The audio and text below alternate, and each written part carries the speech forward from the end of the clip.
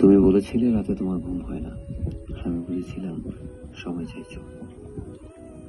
তুমি বলেছিলে আকাশে কি মেঘ করেছে দেখো, আমি বুঝেছিলাম তোমার মন খারাপ। তুমি বলেছিলে আজ বিকেলে তুমি বারান্দায় থাকবে, আমি বুঝেছিলাম শাক খাচ্ছ।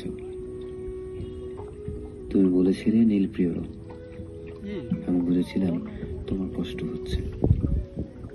তুমি বলেছিলে ঠোঁট ফেটেছে, আমি বুঝেছিলাম চুমু খেতে চাইছো। তুমি বলেছিলে আজ তাড়াতাড়ি ঘরে ফিরতে হবে। তুমি বলেছিলে এই হুটহাট দেখা করা, অসময়ে ফোন করা তোমার আর ভালো লাগছে না। আমি বুঝে গিয়েছিলাম বিচ্ছেদ চাইছো। তারপর অলিখিত স্বাক্ষরে তুমি যখন ইনভিজিবল কোর্টে আমার বিরুদ্ধে বিচ্ছেদের মামলা ঠুকে দিলে, আমি বুঝে গিয়েছিলাম তুমি মুক্তি চাও।